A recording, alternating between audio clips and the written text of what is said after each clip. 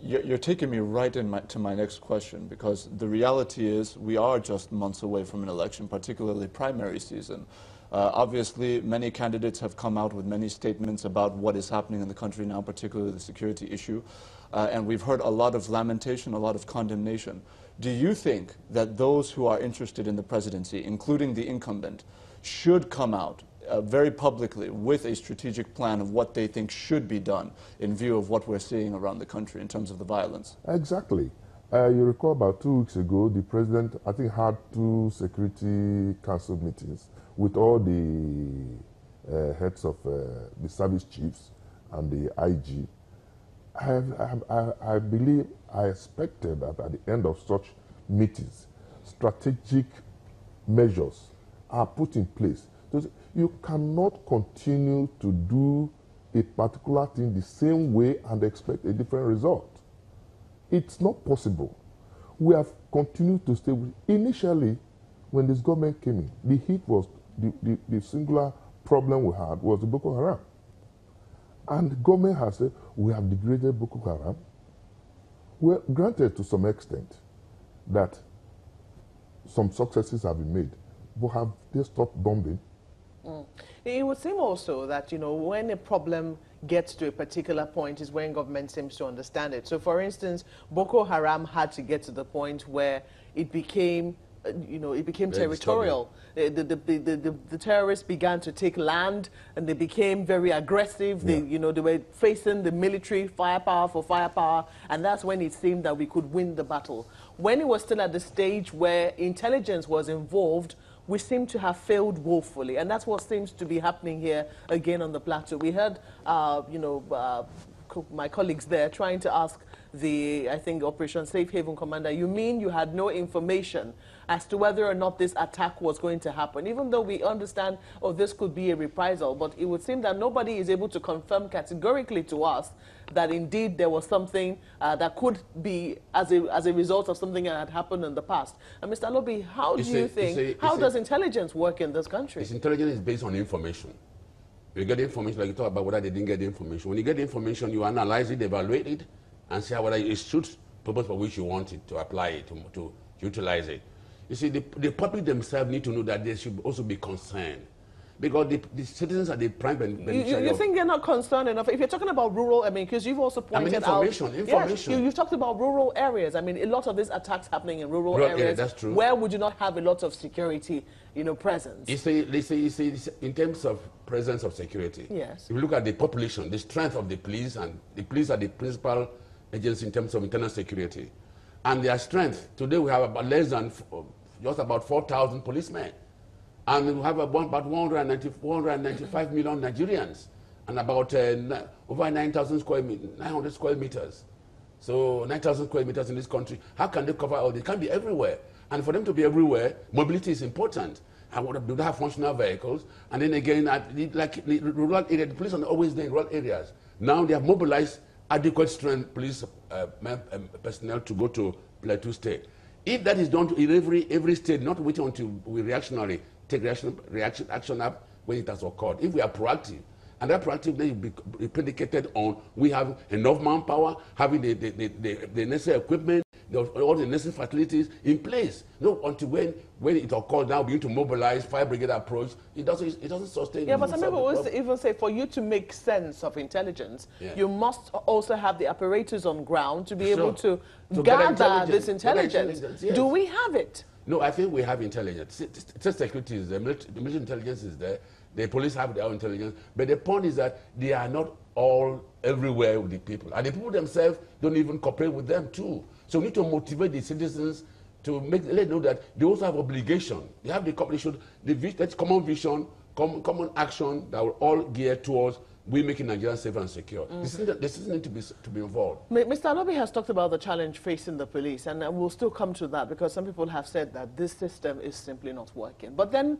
it would seem that we also have challenges with our, you know, intelligence gathering agencies. You once worked with the DSS, and a lot of people believe that primarily they work with intelligence. They have responsibility to gather intelligence. What do you think is happening in that regard? Why does it seem that they're failing in that particular regard? Well, you see, intelligence operations are intelligence-driven. Now, I look at it in phases.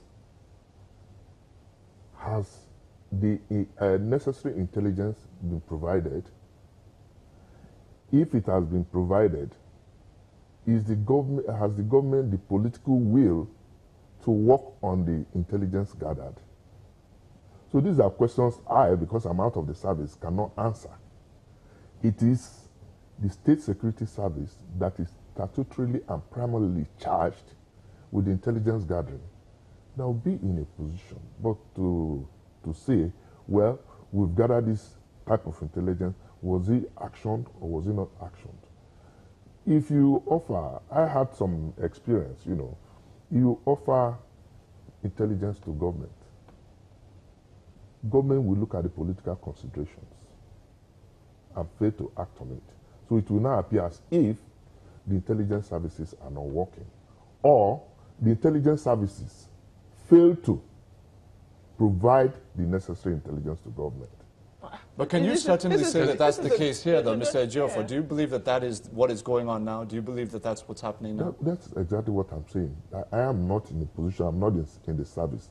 It is, you can invite the SSS management to say whether they have provided the necessary intelligence, whether the government has been in a position to handle it. But the sum total of it all is that these problems we are facing, especially the herdsmen issue, needs intelligence. We need to identify who they are, where are they operating for, their sources of funds. So this is a challenge to the security services. Mr. Ejiofor, I am just a little curious. You say that it is their job to provide intelligence to government, and government will act on it. Some people will then question the workings of, the security agencies then. Are you saying that, if we see or if they see that there is an imminent threat that could lead to the loss of lives and property, they would have to first of all wait for a go-ahead before they take action? No, that's not what I'm saying. What I have just said that they are in phases. Have the statutory body charged with intelligence provided the necessary intelligence? Within the DSS? I don't know. Which body is charged with providing the intelligence? The SSS. Have they been able to provide the necessary intelligence? Has the government been able to act on that intelligence? By government, you mean which other body? Because a lot of people believe the DSS is part of government. Of course, the SSS provides intelligence. Yes. To the police, the army, the executive, the presidency, the National Assembly. They are distributed in such a way. But at the level of, at the local level, like in Plateau, for instance, there's supposed to be a synergy between the Commissioner of Police, the Director of SSS, the Brigade Commander, where they have their own security committee. So at that level, what have they done? You see, let me come in there. Yeah, please go ahead. You see, the issue of sharing of intelligence, it is discretionary. That is, for instance, and this question of ego, I want to prove to Mr. President I'm the best performer. So right now, they want to send, rather than giving to the person who will act on the spot. For instance, the police on the ground, who are they actually in area of internal security. If intelligence is being procured, it should be passed straight to those who act on it and take action. So it shouldn't be discretionary. Rather than following bureaucratic process to Mr. President before it comes down, then the harm has already been done. In other words, it shouldn't be discretionary. It shouldn't be discretionary, it should be mandatory. But we have been saying this for years. I mean, it would seem that it's only during elections we begin to see that, oh, there is a big committee, a big security committee where the DSS, everybody is a part of, one particular security organization. Intelligence sharing has been identified as a bane of, security challenges in this country for a long time. Sure. Are you saying that nothing is being done about improving intelligence sharing among security agencies? What I'm saying is that they share intelligence, but sometimes they change the channel, the process. For instance, maybe if the SSF gets intelligence now, or any other agency, or military intelligence, the military also have their own intelligence unit. Yeah. The police have the intelligence unit. But if you now procure who ought to act on that intelligence, operationally, who ought to act? On the ground is, of course, the police and internal security, principal agency internal security. But then, bureaucratic process, they want to send to Mr. President first, or rather than you on ground. For instance, in a local government, for instance, in a division, you have a DPO, you have an officer in charge of SSS, the OC of the CO of the battalion. They should share intelligence there on ground, not until it is channeled through their headquarters before it comes down. Time is of great excess. No, I don't think we're mixing up a lot of issues now. The fact remains that when you started, you wanted to point out an issue which I expected you to land on, this issue of interagency rivalry. But that is not also, it's obvious that there's interagency rivalry. That is the everywhere. cause. And people think, I do this, I do this. You see people cross responsibilities of the various agencies, people doing the work that is not statutorily their job.